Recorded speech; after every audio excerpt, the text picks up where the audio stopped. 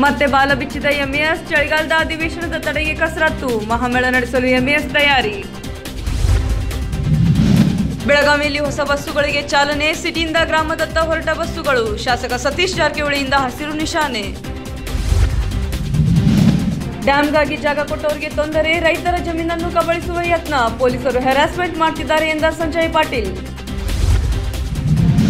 ಹುಬ್ಬಳ್ಳಿಯಿಂದ ವಿದೇಶಗಳಿಗೆ flight, IndiGo ಏರ್ಲೈನ್ಸ್ನಿಂದ ಸಂಪರ್ಕ ಸೌಲಭ್ಯ, ವಿಮಾನಗಳ ಮಾಹಿತಿ ಟ್ವೀಟ್ ಮಾಡಿದ ಪ್ರಹ್ಲಾದ್ ಜೋಶಿ.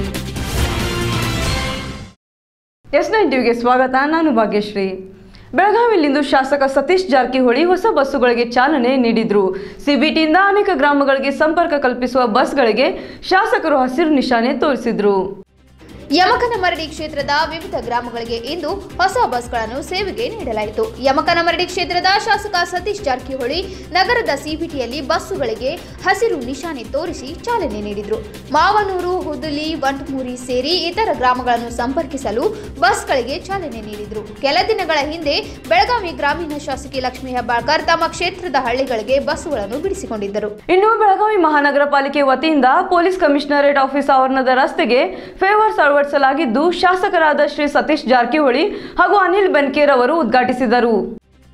ಬೆಳಗಾವಿಯ ಹೃದಯ ಭಾಗದಲ್ಲಿರುವ ಪೊಲೀಸ್ ಕಮಿಷನರೇಟ್ ಆಫೀಸ್ ಆವರಣದ ರಸ್ತೆಗೆ ಬೆಳಗಾವಿಯ ಮಹಾನಗರ ಪಾಲಿಕೆ ವತಿಯಿಂದ ಫೇವರ್ಸ್ ಅಳವಡಿಸಲಿದ್ದು, ಇದನ್ನು ಯಮಕನಮರಡಿಯ ಶಾಸಕರಾದ ಸತೀಶ್ ಜಾರಕಿಹೊಳಿ ಸಮ್ಮುಖದಲ್ಲಿ ಬೆಳಗಾವಿಯ ಶಾಸಕ ಅನಿಲ್ ಬೆನ್ಗೆ ಉದ್ಘಾಟಿಸಿದರು. ಈ ಸಂದರ್ಭದಲ್ಲಿ ಪೊಲೀಸ್ ಇಲಾಖೆಯ ಅಧಿಕಾರಿಗಳು ಸೇರಿದಂತೆ ರಾಜಕೀಯ ಧುರೀಣರು ಭಾಗಿಯಾಗಿದ್ದರು. ಬೆಳಗಾವಿಯಲ್ಲಿ ಮತ್ತೆ ನಾಡದ್ರೋಹಿ ಎಂಇಎಸ್ ತನ್ನ ಬಾಲ ಬಿಚ್ಚಿದೆ. ಚಳಿಗಾಲದ ಅಧಿವೇಶನಕ್ಕೆ ವಿರುದ್ಧವಾಗಿ ಮಹಾಮೇಳ ನಡೆಸಲು ಎಂಇಎಸ್ ನಿರ್ಧರಿಸಿದ್ದು, ನಾವು ಮಹಾರಾಷ್ಟ್ರಕ್ಕೆ ಸೇರಬೇಕೆಂದು ಹೋರಾಟ ಮಾಡುತ್ತೇವೆ ಎಂದಿದ್ದಾರೆ.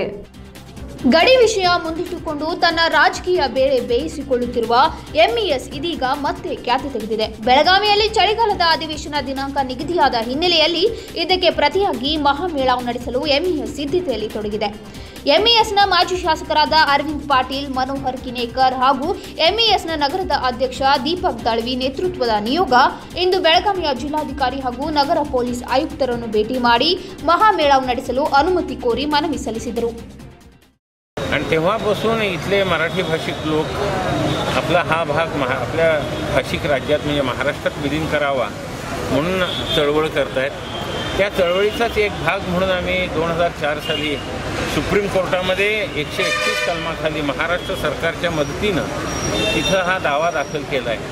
2004 साली हा दावा दाखल केल्यानंतर कर्नाटक सरकारनं तिथं रितसर आपली बाजू मांडण्याऐवजी आपल्या इथं वर्चस्व कसं आहे, हा भाग आमचाच कसा आहे, ನಮಗೆ ಸರಿಯಾದ ವೇತನ ಸಿಗುತ್ತಿಲ್ಲ, ಸಿಗುವ ವೇತನದಲ್ಲಿ ಕುಟುಂಬದ ನಿರ್ವಹಣೆ ಕಷ್ಟವಾಗ್ತಿದೆ, ನಮಗೆ ಕನಿಷ್ಠ ವೇತನ ನೀಡಬೇಕು ಹಾಗೂ ಇರುವ ಕೆಲಸವನ್ನು ಕಾಯಂಗೊಳಿಸಬೇಕು ಎಂದು ವಿಕಲಚೇತನ ಪುನರ್ವಸತಿ ಕಾರ್ಯಕರ್ತೆಯರು ನಿನ್ನೆಯಿಂದ ಬೆಳಗಾವಿಯಲ್ಲಿ ಪ್ರತಿಭಟನೆ ನಡೆಸಿದ್ದಾರೆ.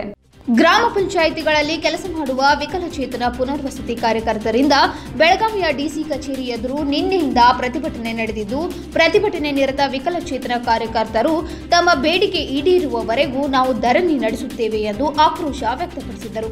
ಈ ಸಂದರ್ಭದಲ್ಲಿ ಹಲವಾರು ವಿಕಲಚೇತನ ಕಾರ್ಯಕರ್ತರು ಭಾಗಿಯಾಗಿದ್ದರು.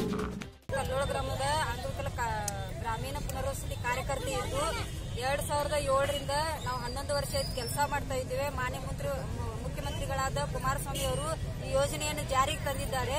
ಆದ್ರೆ 11 ವರ್ಷ ಆಯ್ತು, ನಮಗೆ ಯಾವುದೋ ಕನಿಷ್ಠ ವೇತನವನ್ನು ಮಾಡಿಲ್ಲ. ಜನರಿಗೆ ಕುಡಿಯಲು ನೀರು ಸಿಗಲಿ ಅಂತ ಭೂಮಿ ಕೊಟ್ಟ ರೈತರಿಗೆ ಈಗ ಮೋಸವಾಗ್ತಿದೆ. ಪೊಲೀಸರು ರೈತರ ಮೇಲೆ ದಬ್ಬಾಳಿಕೆ ಮಾಡ್ತಿದ್ದಾರೆ ಎಂದು ಬೆಳಗಾವಿಯಲ್ಲಿ ಮಾಜಿ ಶಾಸಕ ಸಂಜಯ್ ಪಾಟೀಲ್ ಆರೋಪಿಸಿದ್ದಾರೆ. ಬೆಳಗಾವಿಯ ಜನತೆಗೆ ರಾಕಸ್ಕೋಪ್ ಡ್ಯಾಂನಿಂದ ನೀರು ಸಿಗುತ್ತಿದೆ. ಆ ಡ್ಯಾಂ ನಿರ್ಮಾಣ ಮಾಡಲು ಅಲ್ಲಿನ ರೈತರು ತಮ್ಮ ಹೊಲಗಳನ್ನು ನೀಡಿದ್ದಾರೆ. ಅದರ ಬದಲಿಗೆ ಅವರಿಗೆ ಕೊಡಲಾದ ಹೊಲಗಳನ್ನು ಕಬಳಿಕೆ ಮಾಡಲು ಅನೇಕರು ಕೈವಾಡ ನಡೆಸಿದ್ದು ರೈತರಿಗೆ ತೊಂದರೆ ಕೊಡುತ್ತಿದ್ದಾರೆ. ಪೊಲೀಸರು ರೈತರಿಗೆ ಹ್ಯಾರಾಸ್ಮೆಂಟ್ ಮಾಡ್ತಿದ್ದಾರೆ ಎಂದು ಮಾಜಿ ಶಾಸಕ ಸಂಜಯ್ ಪಾಟೀಲ್ ಆರೋಪಿಸಿದ್ದಾರೆ. ರೈತರು ಯಾವುದೇ ಕೊಲೆ ಮಾಡಿಲ್ಲ, ಸುಲಿಗೆನೂ ಮಾಡಿಲ್ಲ, ಯಾರಿಗೂ ಮೋಸ ಮಾಡಿಲ್ಲ, ಆದರೂ ಅವರಿಗೆ ಯಾಕೆ ಹೀಗೆ ಮಾಡ್ತಿದ್ದಾರೆ ಎಂದು ಬೇಸರ ವ್ಯಕ್ತಪಡಿಸಿದರು. ಮತ್ತೊಂದು ಕಾರನ್ನು ಓವರ್ಟೇಕ್ ಮಾಡಲು ಹೋಗಿ ಕಾರೊಂದು ಪಲ್ಟಿಯಾದ ಘಟನೆ ಗೋಕಾಕ್ ಸಮೀಪದ ಕಡಬಗಟ್ಟಿ ಗ್ರಾಮದಲ್ಲಿ ನಡೆದಿದೆ. ಈ ಅಪಘಾತದಿಂದ 3 ಗಾಯಗಳಾಗಿದ್ದು, ಅದೃಷ್ಟವಶಾತ್ ಯಾವುದೇ ಪ್ರಾಣಹಾನಿ ಸಂಭವಿಸಿಲ್ಲ. ಕಾರೊಂದನ್ನು ಓವರ್ಟೇಕ್ ಮಾಡಲು ಹೋದ ಎರ್ಟಿಗಾ ಕಾರು ಗೋಕಾಕ್ ಸಮೀಪದ ಕಡಪಗಟ್ಟಿ ಬೆಟ್ಟದ ಚೌಡೇಶ್ವರಿ ದೇವಸ್ಥಾನದ ಬಳಿ ಪಲ್ಟಿಯಾಗಿದೆ. ಈ ಘಟನೆಯಿಂದ ಪತ್ರಕರ್ತರಾದ ದಿಲೀಪ್ ಮಜ್ಲಿಕರ್ ಹಾಗೂ ಅವರ ಪತ್ನಿ ರಾಧಿಕಾ ಮಜ್ಲಿಕರ್ ಅವರಿಗೆ ಗಾಯಗಳಾಗಿದ್ದು, ಇನ್ನು ಮತ್ತೋರ್ವ ಪತ್ರಕರ್ತ ಎಲ್ಸಿ ಗಾಡ್ವಿ ಅವರಿಗೆ ತಲೆಗೆ ತೀವ್ರ ಪೆಟ್ಟಾಗಿದೆ. ಪಲ್ಟಿಯಾದ ರಭಸಕ್ಕೆ ಕಾರು ಬುಡಮೇಲಾಗಿ ಬಿದ್ದಿದ್ದು ಗಾಬರಿ ಮೂಡಿಸಿತ್ತು. ಈ ಕುರಿತಂತೆ ಗೋಕಾಕ್ ಗ್ರಾಮೀಣ ಪೊಲೀಸ್ ಠಾಣೆಯಲ್ಲಿ ಪ್ರಕರಣ ದಾಖಲಾಗಿದೆ. ಹುಬ್ಬಳ್ಳಿಯಿಂದ ವಿದೇಶಗಳಿಗೆ ಹಾರೋ ಪ್ರಯಾಣಿಕರಿಗೆ ಖುಷಿಯ ಸುದ್ದಿಯೊಂದು ಕಾದಿದೆ. ಇಂಡಿಗೋ ಏರ್ಲೈನ್ಸ್ ಸಂಸ್ಥೆಯು ವಾಣಿಜ್ಯ ನಗರಿ ವಿಮಾನ ನಿಲ್ದಾಣದಿಂದ ವಿವಿಧ ದೇಶಗಳಿಗೆ ವಿಮಾನಯಾನ ಸಂಪರ್ಕ ಸೌಲಭ್ಯ ಕಲ್ಪಿಸಲಿದೆ. Dubai, Bangkok, Colombo, Singapore, Kuwait, Abu Dhabi ಸೇರಿದಂತೆ ವಿವಿಧ ದೇಶಗಳಿಗೆ ವಿಮಾನ ಸಂಪರ್ಕದ ಸೌಲಭ್ಯ ಕಲ್ಪಿಸಲಿದ್ದು, ಈ ಸೇವೆ ಡಿಸೆಂಬರ್ 1ರಿಂದ ಪ್ರಾರಂಭವಾಗಲಿದೆ ಎಂದು ಸಂಸದ ಪ್ರಹ್ಲಾದ್ ಜೋಶಿ ಸಾಮಾಜಿಕ ಜಾಲತಾಣದಲ್ಲಿ ಮಾಹಿತಿ ಹಂಚಿಕೊಂಡಿದ್ದಾರೆ. ಇನ್ನು ಹುಬ್ಬಳ್ಳಿ ನಗರದ ವಿಮಾನ ನಿಲ್ದಾಣದಿಂದ ನಿರ್ದಿಷ್ಟ ದೇಶಗಳಿಗೆ ತೆರಳಲು ಟಿಕೆಟ್ ಪಡೆದುಕೊಳ್ಳಬಹುದು. ಆದರೆ ಇಂಡಿಗೋ ಸಂಸ್ಥೆಯು ನಿಗದಿತ ದೇಶಗಳಿಗೆ ಸಂಪರ್ಕ ಸಾಧಿಸುವ ಕೊಂಡಿಯಾಗಿ ಸೇವೆ ನಿರ್ವಹಿಸಲಿದೆ ಎಂದು ಹೇಳಲಾಗುತ್ತಿದೆ. ವಾಯುವ್ಯ ಕರ್ನಾಟಕ ರಸ್ತೆ ಸಾರಿಗೆ ನೌಕರರ ಸಹಕಾರಿ ಪತ್ತಿನ ಸಂಘವು ಸುದೀರ್ಘ 50 ವರ್ಷಗಳನ್ನು ಪೂರೈಸಿದ ಹಿನ್ನೆಲೆಯಲ್ಲಿ ಸಂಘದ ಸುವರ್ಣ ಮಹೋತ್ಸವವನ್ನು ಇದೇ 30ರಂದು ಹುಬ್ಬಳ್ಳಿಯಲ್ಲಿ ಹಮ್ಮಿಕೊಳ್ಳಲಾಗಿದೆ ಎಂದು ಸಹಕಾರ ಸಂಘದ ಅಧ್ಯಕ್ಷರು ತಿಳಿಸಿದರು. ಹುಬ್ಬಳ್ಳಿ ನಗರದಲ್ಲಿಂದು ಪತ್ರಿಕಾಗೋಷ್ಠಿಯಲ್ಲಿ ಮಾತನಾಡಿದ ಜಿ ಪ್ರಕಾಶ್ ಮೂರ್ತಿ, ಸಂಘದ ಸದಸ್ಯರ ಕುಟುಂಬದವರಿಗಾಗಿ ಸಾಂಸ್ಕೃತಿಕ ಕಾರ್ಯಕ್ರಮ, ನಾಟಕ ಹಾಗೂ ಜಾನಪದ ಕಲೆಯನ್ನು ಏರ್ಪಡಿಸಲಾಗಿದ್ದು, ಕಾರ್ಯಕ್ರಮದ ದಿವ್ಯ ಸಾನ್ನಿಧ್ಯವನ್ನು 3000 ಮಠದ ಜಗದ್ಗುರು ಗುರುಸಿದ್ಧ ರಾಜಯೋಗೀಂದ್ರ ಸ್ವಾಮೀಜಿ ವಹಿಸಲಿದ್ದಾರೆ. ಕಾರ್ಯಕ್ರಮಕ್ಕೆ ಮುಖ್ಯ ಅತಿಥಿಗಳಾಗಿ ಶಾಸಕ ಜಗದೀಶ್ ಶೆಟ್ಟರ್, ಜಿಲ್ಲಾ ಉಸ್ತುವಾರಿ ಸಚಿವ ಆರ್.ವಿ. ದೇಶಪಾಂಡೆ ಆಗಮಿಸಲಿದ್ದಾರೆ ಎಂದು ಅವರು ತಿಳಿಸಿದರು.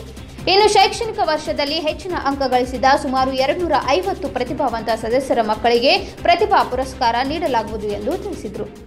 ವಿಜಯಪುರ ಜಿಲ್ಲೆಯ ಇಂಡಿ ತಾಲೂಕಿನ ಕೃಷಿ ಇಲಾಖೆಯಲ್ಲಿ ಎಲ್ಲವೂ ಇದ್ದರೂ ಇದ್ದು ಇಲ್ಲದಂತಿದೆ. ಅಧಿಕಾರಿಗಳ ಕೊಠಡಿಗಳಿಗೆ ನಾಮಫಲಕ ಇಲ್ಲದೆ ಇರೋದು ಇಲ್ಲಿ ಬರುವ ರೈತರಿಗೆ ಫುಲ್ ಕನ್ಫ್ಯೂಸ್ ಆಗುತ್ತೆ. ವಿಜಯಪುರ ಜಿಲ್ಲೆಯ ಇಂಡಿ ತಾಲೂಕಿನ ಕೃಷಿ ಇಲಾಖೆಯ ಕಚೇರಿಗೆ ಹೋದರೆ ಸಾಕು, ಎಲ್ಲಿ ನೋಡಿದ್ರಲ್ಲಿ ಕಸ ಕಾಣುತ್ತೆ. ಅಷ್ಟೇ ಅಲ್ಲ, ರೈತರು ತಮ್ಮ ಸೌಲಭ್ಯವನ್ನು ಪಡೆಯಬೇಕಾದರೆ ಈ ಕಚೇರಿಗೆ ಬಂದು ಮುಂಜಾನೆಯಿಂದ ಸಂಜೆಯವರೆಗೂ ಸಾಲುಗಟ್ಟಿ ನಿಂತರೂ ಕೆಲಸ ಮಾತ್ರ ಅಷ್ಟಕ್ಕಷ್ಟೇ. ಇನ್ನು ಕಚೇರಿಯ ಮೂಲೆಗಳಲ್ಲಿ ನೋಡಿದರೆ ಗುಟ್ಕಾ, ತಂಬಾಕು ತಿಂದು ಉಗುಳಿದ ಕಲೆಗಳು ಕಾಣುತ್ತವೆ. ಇನ್ನು ಯಾವ ಅಧಿಕಾರಿಗಳು ಯಾವ ಹುದ್ದೆಯಲ್ಲಿ ಕಾರ್ಯನಿರ್ವಹಿಸುತ್ತಾರೆ ಆ ಕೊಠಡಿಯ ಬಳಿ ಅಧಿಕಾರಿಗಳ ನಾಮಫಲಕ ಇರುವುದಿಲ್ಲ. ಇದರಿಂದ ಕೆಲಸಕ್ಕಾಗಿ ಬಂದ ರೈತರಿಗೆ ಗೊಂದಲವಾಗುತ್ತದೆ. ಕೃಷಿ ಇಲಾಖೆಯ ಆವರಣದ ಸ್ವಚ್ಛತೆ ಹಾಗೂ ನಾಮಫಲಕಗಳ ಕಡೆಗೆ ಅಧಿಕಾರಿಗಳು ಯಾವಾಗ ಗಮನ ಹರಿಸುತ್ತಾರೋ ಎಂದು ಕಾದು ನೋಡಬೇಕಾಗಿದೆ. ಬೆಂಗಳೂರಿನಲ್ಲಿ ಇಂದು ಧಾರವಾಡ ಜಿಲ್ಲಾ ಉಸ್ತುವಾರಿ ಸಚಿವರಾದ ಶ್ರೀ ಆರ್.ವಿ. ದೇಶಪಾಂಡೆ ಅಧ್ಯಕ್ಷತೆಯಲ್ಲಿ ಮಾನ್ಯ ನಗರಾಭಿವೃದ್ಧಿ ಮತ್ತು ವಸತಿ ಸಚಿವರ ಸಮ್ಮುಖದಲ್ಲಿ ಪ್ರಗತಿ ಪರಿಶೀಲನಾ ಸಭೆ ನಡೆಸಲಾಯಿತು. ಬೆಂಗಳೂರಿನಲ್ಲಿ ನಡೆದ ಪ್ರಗತಿ ಪರಿಶೀಲನಾ ಸಭೆಯಲ್ಲಿ ಹಲವಾರು ವಿಷಯಗಳ ಬಗ್ಗೆ ಚರ್ಚಿಸಲಾಯಿತು. ಅದರಲ್ಲಿ ಹುಬ್ಬಳ್ಳಿ ಧಾರವಾಡ ಮಹಾನಗರ ಪಾಲಿಕೆಗೆ ರಾಜ್ಯ ಸರ್ಕಾರದಿಂದ ಬರಬೇಕಾದ ಪಾಲಿಕೆ ನಿವೃತ್ತ ನೌಕರರ 104 ಕೋಟಿ ರೂಪಾಯಿ ಪಿಂಚಣಿ ಹಣ ಬರದೇ ಇರುವ ಕುರಿತು ಮತ್ತು ಅದನ್ನು ಕೂಡಲೇ ಬಿಡುಗಡೆಗೊಳಿಸಲು ಒತ್ತಾಯಿಸಲಾಯಿತು. ಇಂದಿರಾ ಕ್ಯಾಂಟೀನ್ಗೆ ಮಹಾನಗರ ಪಾಲಿಕೆಯಿಂದ 70% ಸಬ್ಸಿಡಿ ಹಣವನ್ನು ಕೊಡಲು ರಾಜ್ಯ ಸರ್ಕಾರ ಸೆಕ್ಯುಲರ್ ಕಳಿಸಿದ್ದು, ನಮ್ಮ ಹುಬ್ಬಳ್ಳಿ ಧಾರವಾಡ ಮಹಾನಗರ ಪಾಲಿಕೆಯಿಂದ ಈ ಹಣವನ್ನು ಕೊಡಲು ಸಾಧ್ಯವಿಲ್ಲದ ಕುರಿತು ಮನವರಿಕೆ ಮಾಡಿಕೊಡಲಾಯಿತು. ಸಭೆಯಲ್ಲಿ ಸಚಿವರಾದ ಆರ್.ವಿ. ದೇಶಪಾಂಡೆ, ಯುಟಿ ಖಾದರ್, ಶಾಸಕರಾದ ಜಗದೀಶ್ ಶೆಟ್ಟರ್, ಅರವಿಂದ್ ಬೆಲ್ಲದ್, ಮಹಾಪೌರರಾದ ಸುಧೀರ್ ಸರಾಫ್, ಜಿಲ್ಲಾಡಳಿತ ಅಧಿಕಾರಿ ವರ್ಗ ಮತ್ತು ಅಧಿಕಾರಿಗಳು ಉಪಸ್ಥಿತರಿದ್ದರು. ಇದೇ ಇವತ್ತಿನ ಸುದ್ದಿ. ಹೆಚ್ಚಿನ ಸುದ್ದಿಗಾಗಿ ನೋಡ್ತಾ ಇರಿ S9 TV. ಸುದ್ದಿ ನಿಮ್ಮಿಂದ, ಸದ್ದು ನಮ್ಮಿಂದ.